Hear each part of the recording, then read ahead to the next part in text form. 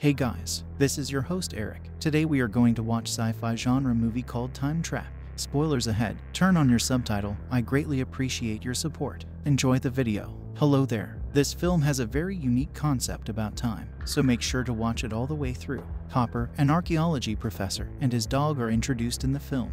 Boss is looking for his family, who went missing after descending into a cave in search of the Fountain of Youth back in the 1970s, when he notices a cave far in the distance. When he arrives at the cave's entrance, he sees a cowboy man whose gun and attire do not appear to be from our generation, as if frozen in time. Shocked with the discovery, Hopper then returned home. Apparently, he had planned this exploration trip with his teaching assistants, Taylor and Jackie. But when Hopper returns home, he informs them that the situation has changed, and the professor decides to return to the cave alone. As Hopper enters the cave, he notices a layer separating the atmosphere from the outside world and the cave. He decides to break through the layer, and the previous visit's cowboy man begins. The professor has been gone for 2 days, but Taylor and Jackie haven't heard anything from him. Because they don't have their own SUV, they decide to look for him. They contact Kara, Taylor's crush, and request that she borrow her father's SUV. Kara decides to take Vi's, Kara's sister, as well because she has a school project. They are joined by Vi's best friend Furby. Yeah, another child is in danger of dying. Because, well, why not? The kids arrive and discover Hopper's parents' van, where they learn that the professor has been searching for his family in the cave all along, not some hippies from the 1970s. They were warned before finding an old rope that leads them into a different part of the cave. They discover the rope has been severed and learn that it is not Hopper's rope because it is already very old. They also discover how deep the cave is. The children decide to go deeper into the cave, leaving Furby to keep watch because he is too afraid to join them. Kara discovers the same invisible layer that Hopper discovered earlier while falling, claiming that it completely changes the air. They decide to break through the layer and return to the Hopper. He notices something strange after following the cowboy man for a few moments. He notices a strange light dance. It's as if someone is constantly dimming and brightening the cave's entrance with a large flash ore. After that, he hears a screaming voice and flees the cave. As we can see, Hopper had previously entered the cave while the sun was still shining, but only for about 5 minutes. Inside, the outside world has changed dramatically because his car is now covered in overgrowth plants, and it is already dark.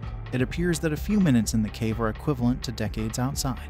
He also discovers Kara's SUV and Jackie's backpack, so he decides to return to the cave and the kids. As they begin to explore, they hear screams and the girls decide to leave the cave, beginning with Jackie, but the rope suddenly snaps and she falls off, injuring both Jackie and Taylor, who is attempting to help her. Taylor then pulls the second rope, only to discover that it has also been severed. The group begins to believe that Furby intentionally cuts the rope for fun. They use the radio to communicate with Furby, but he does not respond. They eventually hear some muffled radio calls for assistance, claiming that it is. With no other choice, the group decides to go deeper into the cave, leaving Jackie alone. The group discovers a cut-off rope in Fury's dead body with a broken neck on the other side of the cave. They then replay the footage from Fury's camera to figure out what happened to him. Furby learns from Hopper's dad's journal that the cave contains magical water that heals people after Hopper's sister becomes ill. The family decides to go to the cave in search of. After spending several days outside the cave, Furby decides to go and look for his friend, whom he believes is dead, for the car keys, despite the fact that it is a full day for him. The rest of the group had only seconds inside the cave. Furby enters his rope and is cut, causing him to fall but not dying. He tells lies. They've been unconscious for about an hour, and when they wake up to talk to Taylor, a caveman attacks and kills him. Vives also notices something strange, as the time code from the recording spans several days despite the fact that they have only been in the cave for an hour. Because Taylor and Jackie are both injured, Kara and Vives are the only ones who can find a way out and call for help because Vives is younger. Kara decides to climb back up the same way they came down and comes out to find something completely different. There is no longer any vegetation, and the air feels strange, causing Kara to have difficulty breathing. She also notices a massive dust storm heading her way. She then notices a huge triangle-shaped object in the sky. Unable to summon assistance, she returns to the cave, but others accuse her of not even attempting to seek assistance. She is being charged because she was only in the cave for a few seconds after being outside for about 30 minutes. The group realizes that time is passing faster outside the cave than inside, causing the event inside the cave to move more slowly. Taylor also mentions that the ropes at the top of the cliff are deteriorating rapidly due to friction with the cliff face. As a result, Vives rewatches the recording of Fury's footage, realizing that the sun paths remain constant.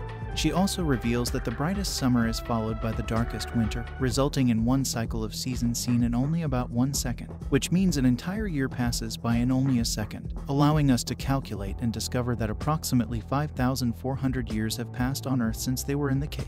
When Kara tries to climb the cliff again, a very futuristic and high-tech ladder appears in the cave, along with a giant being dressed in a spacesuit.